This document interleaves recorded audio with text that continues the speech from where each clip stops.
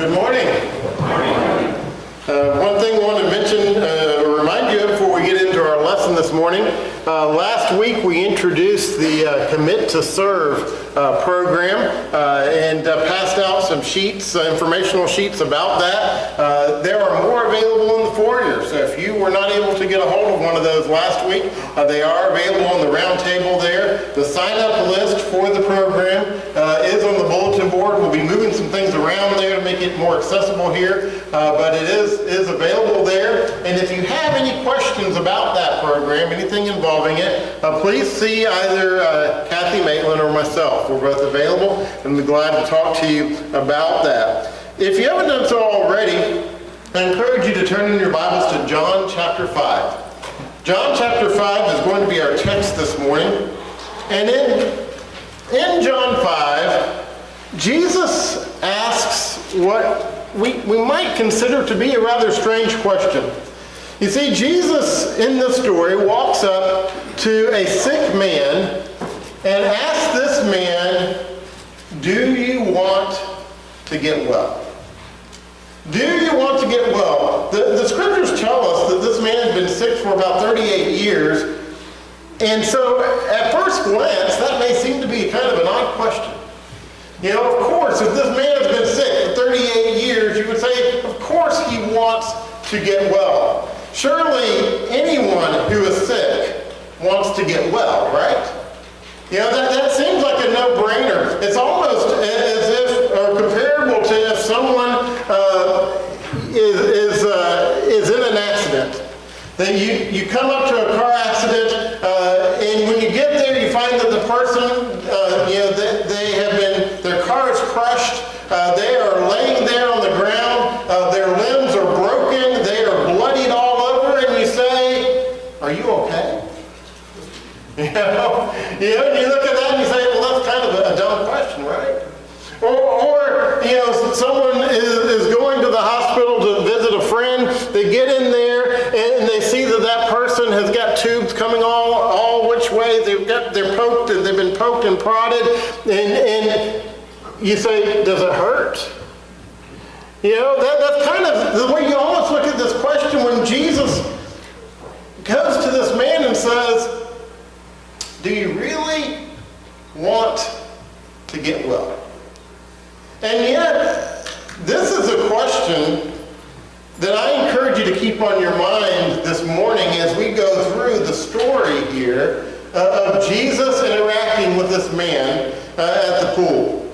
Because as we go through the story, what we're going to find is that Jesus addresses this man's healing in three different ways. And the key question that we need to be considering for this man, but also for ourselves as we consider the story, is the question Jesus asked. Do you really want to get well? I want you to consider this morning some challenges that you may be facing in your life. They may be physical, they may be emotional, they may be spiritual. And Jesus is asking you the same question. Because Jesus is willing to provide the same healing, and he simply asks, do you really want to get well? And so we want to walk through this story this morning and consider the three ways that Jesus offered healing to this man. And the first is that he offered a healing of the body. You see, we're going to find that in this event, as in most where people went to Jesus asking for healing, that they were looking at the physical healing. They were looking at the physical body. And Jesus definitely offers that here. Let's begin in verse 1 of John chapter 5, where it says, after this, there was a feast of the Jews, and Jesus went up to Jerusalem. Now, there is in Jerusalem, by the sheep gate, a pool, which is called in Hebrew Bethesda, having 5 porches. In these lay a great multitude of sick, blind, lame, paralyzed, waiting for the moving of the water. For an angel went down at a certain time into the pool and stirred up the water. Then whoever stepped in first, after the stirring of the water, was made well of whatever disease he had. Now a certain man was there who had an infirmity 38 years. When Jesus saw him lying there and knew that he already had been in the condition a long time, he said to him, "Do you want to be made well? Do you want to be made well? Do you want to be healed?" Now, there was in Jerusalem, as he tells us here, a pool called Bethesda. This was a prominent place. It was a well-known place. And the people believed that whenever the waters of the pool were stirred, that these waters had the power to heal. And so whoever would be the first one in the water, when they believed an angel was stirring up the water, whoever was the first one to get in the water, they got the prize. They were healed of whatever infirmity they had. And so you have all these people who are laying there, they are waiting, they are trying to find their place, and they cannot get in the water in time because of whatever problems they may be facing. And so we don't know exactly what this man was going through. We don't know what was wrong with him particularly, other than he was not able to what? Be the first one to get himself in the water.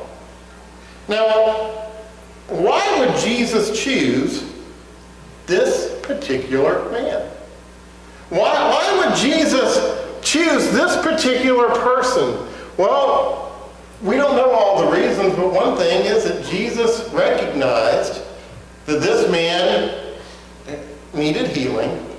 And whatever was wrong with him, he had been dealing with for a long time. And so Jesus asked the question that we mentioned earlier, and that is, do you really want to be healed? Do you really want healing? You know, sometimes we become so comfortable in our difficulties that it's easier to stay where we are than to change. Sometimes we get so comfortable in the problems that we're dealing with, we become used to wallowing where we are, that we don't want to seek anything else. And so you can look at a situation like this and you say, of course he wants to be healed. But does he really? How many of us have found ourselves in situations in our lives where we've got a problem we're dealing with and it's easier to stay in the problem than to seek healing or to seek help? How many of us have said, well, you know, I've got this condition, I'm going to get to it eventually. You know, men are famous for this. We have ailments. My wife is going to give me looks in a moment, but we have ailments or issues, and women, their answer to this is just go to the doctor, and we say, well, I will eventually. Yeah. You know? I'll get to it eventually, but the reality is whatever our ailment is, whatever our issue is, we get so used to dealing with it. Now, we'll complain about it. We'll complain about it every day. But it's easier for us to deal with whatever the issue is than to do what it's going to take to fix it. And we can talk about physical ailments, but we do the same thing with emotional hurts and pains in our lives as well. And you know, we sit back and have to ask a question, do we really want to be healed? Do we really want to find help for whatever we're dealing with in this life? You see, I think what Jesus was really asking this man was if he really wanted everything that was going to come with healing. Was he willing to pay the price? Was he willing to do what it was going to take? And did he really want the changes that were going to come in his life if he received that healing? And so Jesus asked this question, do you really want to be healed? This man's focused on his physical healing, and Jesus was willing to do that. But Jesus didn't want to only heal him physically. Jesus also wanted to provide a healing of the mind. You see, we have a tendency to focus on the physical in life, but the reality is we have far more challenges that have to do with emotional issues in our lives than we do physical.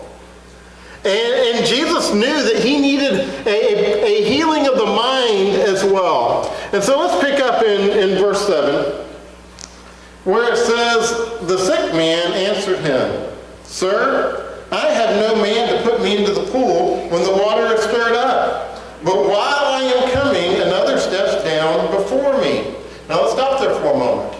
Remember, Jesus said, do you really want to be healed? And how did this man answer? He says, of course I do, but it's not my fault. I can't help it. It's everybody else's fault because, nobody's here to help me. Nobody's here to step up and to do anything for me. I can't get down fast enough. Other people get in there before I get in there. And so, of course, I want to be healed, but it's not my fault.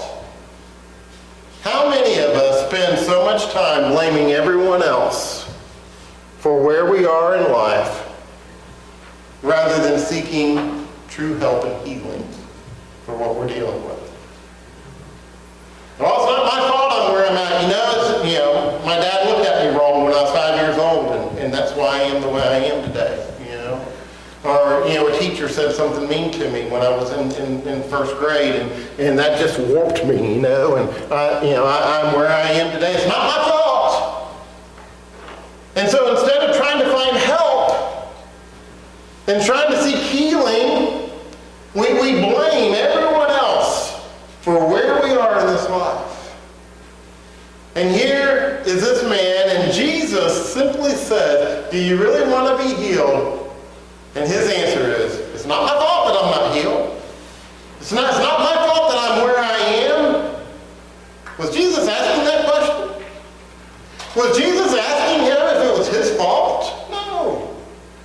Jesus said, do you want to be healed? Verse 8, Jesus said to him, rise, take up your bed and walk. And immediately the man was made well, took up his bed and walked.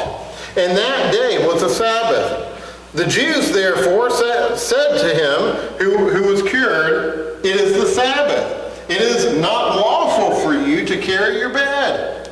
He answered them, he who made me well said to me, take up your bed and walk. Then they asked him, who is the man who said to you, take up your bed and walk? But the one who was healed did not know who it was, for Jesus had withdrawn, a multitude being in that place. Now notice here that Jesus, when he's interacting with this man, he's not just concerned about the healing of the body, he wants to heal the mind. And this man brings that very issue out here when he responds to Jesus the way he does. But it's interesting here that when this man's talking to Jesus, he doesn't know who he's talking to.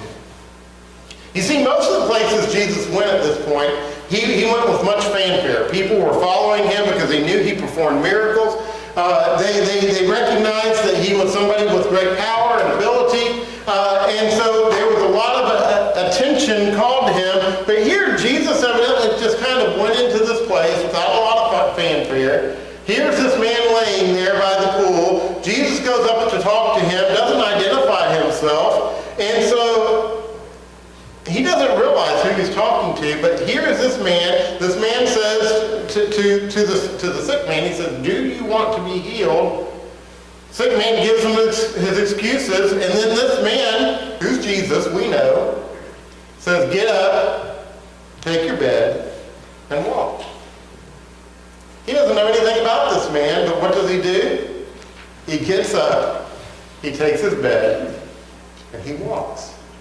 And so now we're told that, even though he did exactly what Jesus told him to do, there were many in the area who were not that excited about the miracles that were being done, and instead they were focusing on the breaking of tradition. And so here we have these people who see that this man is suddenly healed, and they're all excited about his healing, right? No, they could care less. What are they excited about? According to their man-made law, that they were not to carry their bed on the Sabbath. And so they were so caught up in their tradition that they did not even see the importance of the miracle that was performed. They were caught up in this whole thing of breaking a tradition and wanting to catch that issue, that they didn't see the work that was being done. How many of us have found ourselves in the work of the church, and God is doing amazing things around us, and we say, oh, well, look at this problem. Look at this issue. We'll say, look how great God's moving in the lives of people. And say, oh yeah, but, look at this problem here. We got this going on, we got that going on. And that's what the Jews were doing here. The people were so caught up in their particular issues that they lost sight of the healing that Jesus was providing. Jesus wanted to heal physically, but he also wanted to heal the mind. And then the real point this morning is that Jesus wanted to provide healing of the soul. You see, just like the woman at the well we considered last week, Jesus was not concerned with the physical, he was concerned with the spiritual. He saw the spiritual need that was there. So let's pick up in verse 16. Or verse 14, excuse me. And it says, afterward, Jesus found him in the temple and said to him, see, you have been made well. Sin no more, lest a worse thing come upon you. The man departed and told the Jews that it was Jesus who made him well. For this reason the Jews persecuted Jesus and sought to kill him, because he had done these things on the Sabbath. And so, just as with the woman at the well, Jesus was more concerned with this man's spiritual condition than he was his physical.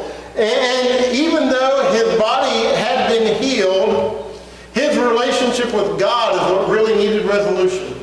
And so Jesus appears to this man and he reveals himself.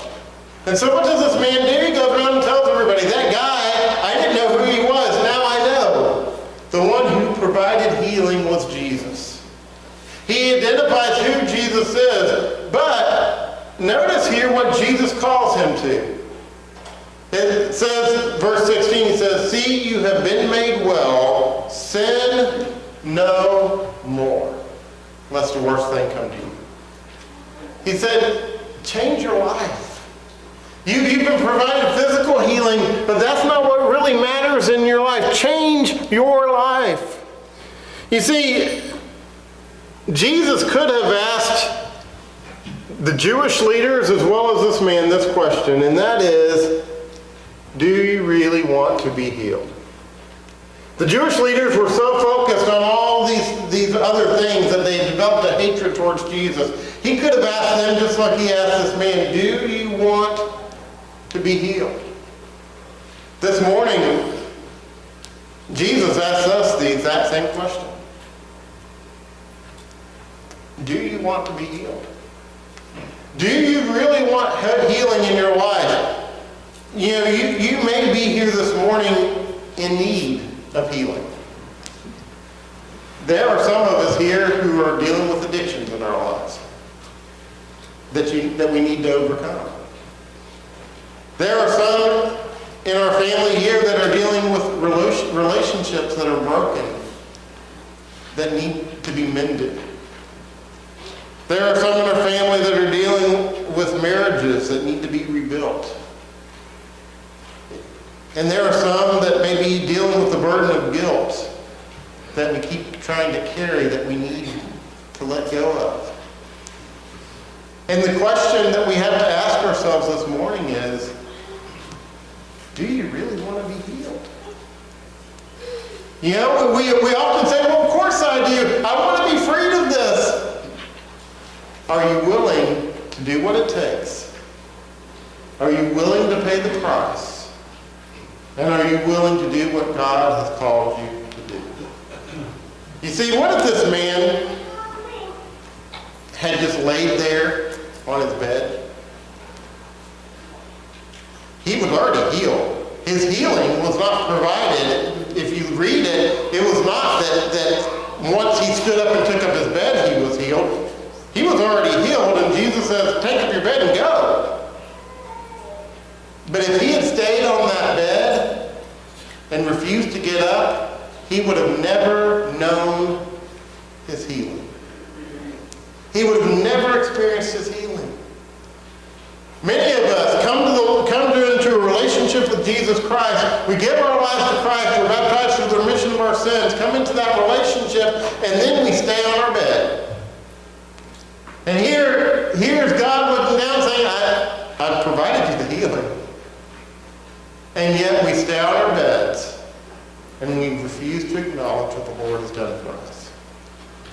This morning, do you really want to be healed? You see, whatever your problem is, Jesus can. Jesus will help, but we have to let him. We have to let him, we have to listen to him, and we have to be willing to pay the price. This morning, I asked you the same question. Jesus asked you the same question that he asked of this man at the pool. Do you want to be healed? If you're subject to the invitation, we invite you to come. Stand together. And as we sing.